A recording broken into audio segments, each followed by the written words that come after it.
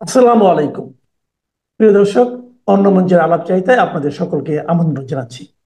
আপনাদের স্বাগত জানাই আমি আমার আলোচনা শোনার জন্য। গতকাল তিন বাহিনীর প্রধান, সশস্ত্র বাহিনীর তিন প্রধান অর্থাৎ সেনা প্রধান, নৌ প্রধান এবং বিমান বাহিনীর প্রধান প্রধান উপদেষ্টার সঙ্গে সাক্ষাৎ করেছেন। যখন এই খবরটা বেরোলো সবার মধ্যেই বেশ কৌতূহল, হঠাৎ করে তারা কেন দেখা করতে গেলেন। তারা দেখা করতে গেছেন প্রধানত প্রধান উপদেষ্টাকে আমি যতদূর জানি 21 নভেম্বর যে সশস্ত্র বাহিনী দিবস, সেই দিবসের অনুষ্ঠানে প্রধান উপদেষ্টাকে আমন্ত্রণ জানাতে। এবং যেহেতু তাদের সঙ্গে খুব একটা সরকারের বা সরকার প্রধানের কথাবার্তা খুব একটা হয় না, সুযোগ আগেকার সরকার প্রধান বা রাষ্ট্রপ্রধানদের মতো এখন আর নেই, এই সুযোগটা হয়তো খানিকটা তারা ব্যবহার করেছেন। তারা কি বলেছেন আমরা জানি না, তবে সরকারি ভাষ্য যেটা শুনেছি আমরা, যে প্রধান উপদেষ্টা নির্বাচনের কথা বলেছেন, নির্বাচনে তাদের সহযোগিতা বা তাদের প্রস্তুতির নির্দেশ দিয়েছেন এবং তারাও আশ্বস্ত করেছেন। এটাই সরকারি ভাষ্য। যদিও অনেক সময় বাংলাদেশের সরকারি ভাষ্য যেগুলো আমরা শুনি সেগুলোর উপরে জনগণের ভরসা কম। তারপরেও মোটা দাগে এটা ধরে নিতে পারি যে এটা একটা সৌজন্য সাক্ষাৎ। এখানে সশস্ত্র বাহিনীর দিক থেকে কোনো কনসার্ন তারা ব্যক্ত করেছেন কিনা সেটা জানা যায়নি। তবে যারা সেনা প্রধানকে সরিয়ে দিতে চাইছেন, এই সাক্ষাতের খবরকে তারা বেশ ফলো করে বা ইতিবাচকভাবে সোশ্যাল মিডিয়াতে প্রচার করবার চেষ্টা করছেন যে সশস্ত্র বাহিনী সরকারের সঙ্গে আছে, এমনকি জেনারেল ওয়াকারও আছেন। পরোক্ষভাবে সেটাই বোঝা যায়। নিঃসন্দেহে সেটা আছেন, যতক্ষণ তারা আছেন ততক্ষণ সরকার টিকে থাকে। সশস্ত্র বাহিনী যখন কোনো সরকারের উপর থেকে, বিশেষ করে সেনাবাহিনী, তার সমর্থন তুলে নেয়, সেই সরকার ক্ষমতায় টিকে থাকা খুব কঠিন হয়। পৃথিবীর সব দেশের জন্য এটা প্রযোজ্য। এমনকি মার্কিন যুক্তরাষ্ট্রের মতো দেশেও আপনাদের স্মরণ থাকার কথা, একসময় মার্কিন প্রেসিডেন্ট কিছু উদ্যোগ নেবার চেষ্টা করছিলেন এবং সেনা প্রধান তার বিপক্ষে দাঁড়িয়েছিলেন এবং তারপরে আর মার্কিন প্রেসিডেন্ট সেই বিষয়ে এগোতে পারেননি। বাংলাদেশের রাজনীতি নিয়ে ভারত একটা অত্যন্ত গুরুত্বপূর্ণ বিষয়। ভারত এবং ভারতের প্রভাব নিয়ে এখানে মানুষের মধ্যে ক্ষোভ আছে, কষ্ট আছে, বিক্ষোভ আছে। ভারতের national security adviser Ajit Doval বাংলাদেশের মানুষের কাছে অত্যন্ত পরিচিত নাম এবং বিগত দিনগুলোতে সরকারের অর্থাৎ শেখ হাসিনার সরকারের প্রতি তাদের সমর্থন, তার ভূমিকা, সেগুলো নিয়েও করিডোরে নানা রকমের আলোচনা আছেন। সম্প্রতি দুদিন আগে তিনি একটা অনুষ্ঠানে বলেছেন যে এই যে দক্ষিণ এশিয়ার বিভিন্ন দেশে, বাংলাদেশে, নেপালে, শ্রীলঙ্কায় সরকারগুলো বদল হলো, সেগুলো অদক্ষ শাসনের কারণে। অর্থাৎ ভারতের অত্যন্ত গুরুত্বপূর্ণ এই ব্যক্তিটি প্রকাশ্যে স্বীকার করলেন যে এই দেশগুলোতে অদক্ষ শাসন ছিল, সুশাসন তো পরের কথা, শাসনটাই দুর্বল ছিল এবং অদক্ষতা বাংলাদেশে ছিল। সেটা আমার আমার মনে হয় এই কথার মধ্য দিয়ে ভারতীয় নেতৃত্বের যে স্বীকারোক্তি, তারা যে মেনে নিয়েছেন বিষয়টা, এই প্রথমবারের মতো আনুষ্ঠানিকভাবে তারা অ্যাডমিট করলেন আমি বলবো। জুলাই সনদ নিয়ে এখনো নানা রকমের এর বাস্তবায়ন প্রক্রিয়া কি হবে, গণভোট আগে হবে না পরে হবে, নানা রকমের কথাবার্তা আছে।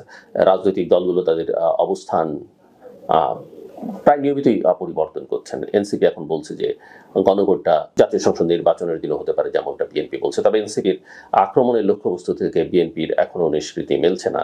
যদিও আমরা আলোচনার খবরাখবর বিভিন্ন মহলে শুনতে পাই যে এনসিপি নির্বাচনী একটা সমঝোতা করবার জন্য বিএনপির সঙ্গে চেষ্টা করছে এবং বিএনপির দিক থেকেও খুব একটা যে অনাগ্রহ সেটা মনে হচ্ছে না। জুলাই সনদের বাস্তবায়নের আদেশটা তারা চাচ্ছেন এবং সেটাকে প্রধান উপদেষ্টা কি করতে হবে এই বিষয়ে এনসিপি অনড়। ওদিকে এনসিপির যে শাপলা প্রতীকের দাবি, সেই দাবির প্রেক্ষিতে আপনারা ইতিমধ্যেই জানেন যে নির্বাচন কমিশন একটা সিদ্ধান্ত নিয়েছে যে শাপলা কলি প্রতীক, এটা নিয়ে অনেকদিন ধরে কেউ কেউ লিখছেন যে এরকম একটা সমাধান বের করা যায় কিনা, সেরকম একটা প্রতীককে তারা প্রতীকের তালিকায় অন্তর্ভুক্ত করেছে। কিন্তু আমার প্রশ্ন হচ্ছে যে একটি দলের দাবির প্রেক্ষিতে নির্বাচন কমিশন এই সিদ্ধান্ত নিতে পারে কিনা, নেওয়া উচিত কিনা, এবং এতে নির্বাচন কমিশনের যে নিরপেক্ষতা সেটা ক্ষুণ্ণ হয় কিনা। যদিও এনসিপি এখনো তাতেও সন্তুষ্ট নয়, তাদের শাপলা প্রতীকই চাই।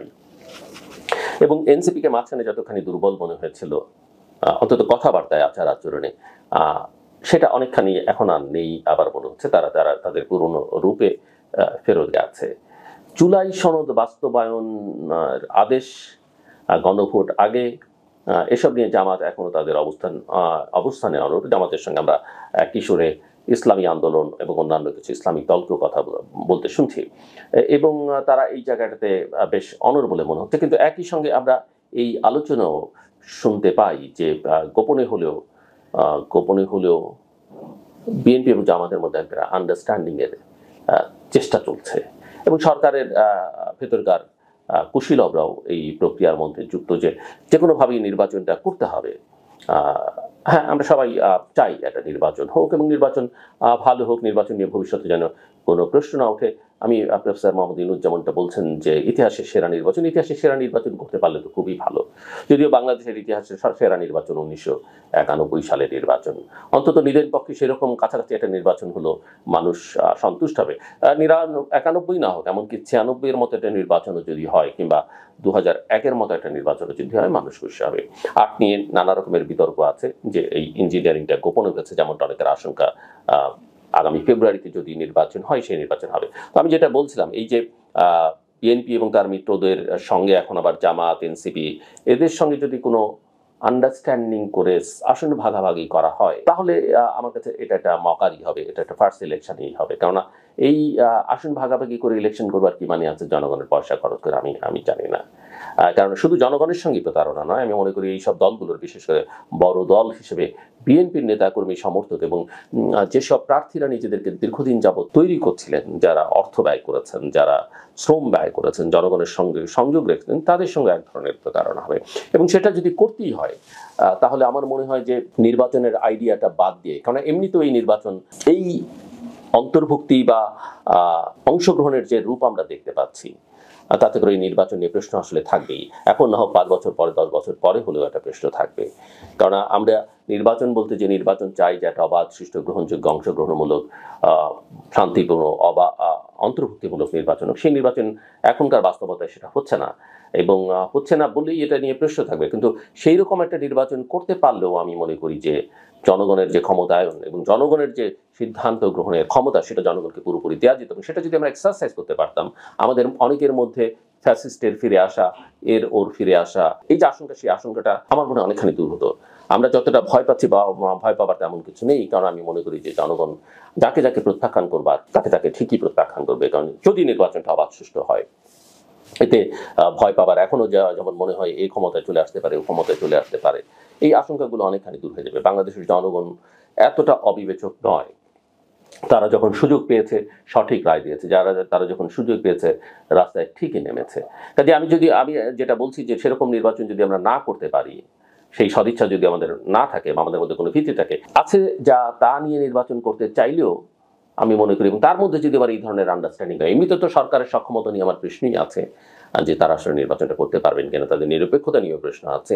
কিন্তু সেই নির্বাচনটা যদি তারপরও হয়, আমি মনে করি এই আন্ডারস্ট্যান্ডিংটা হলে সেই নির্বাচন না করাই ভালো। বরং তার চাইতে, যেমনটা বিএনপির বক্তব্য ছিল যে তারা ক্ষমতায় গেলে আন্দোলনের সকল মিত্রদের নিয়ে তারা সরকার গঠন করবে, সেই সরকারটা তারা এখনই করে ফেলতে পারে, একটা জাতীয় সরকার তারা করতে পারে। কারণ বিএনপির অনেক নেতাও বিভিন্ন জায়গায় বলেছেন আগে যে একদম অভ্যুত্থানের পরেই আসলে তাদের একটা জাতীয় সরকার করা দরকার ছিল। তো সেক্ষেত্রে ওই পরে মন্ত্রী বানাতে হবে, সংসদে সিট দিতে হবে, এর চাইতে এখনই যদি এগুলো ভাগটাগ করে সরকার পরিচালনার জন্য তারা একটা আন্ডারস্ট্যান্ডিং করে দেশটা চালাতে পারেন, হতে পারে। তাতে হয়তো বিএনপি কতখানি লাভবান হবে, বা অন্যরা কতখানি লাভবান হবে, দেশের কি কল্যাণ হবে সেটি নিয়ে সংশয় থাকবে।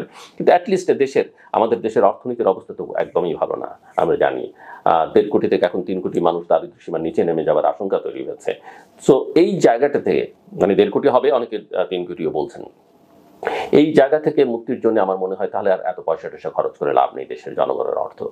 আর নির্বাচনটা হবে কিভাবে? এই যে একটা সিদ্ধান্ত হলো যে গত 3টে নির্বাচনে যারা অংশ নিয়েছিলেন, নির্বাচনের দায়িত্ব ছিলেন প্রশাসনের, তাদেরকে এই নির্বাচন থেকে বাইরে রাখা হবে, তাহলে আপনি লোক পাবেন কোথায়? এখন বলা হচ্ছে যে ডিসি খুঁজে পাওয়া যাচ্ছে না। তো আপনি 64টা জেলার জন্য ডিসি ঠিকঠাক মতো খুঁজে পাচ্ছেন না, সেরকম ভালো নিরপেক্ষ।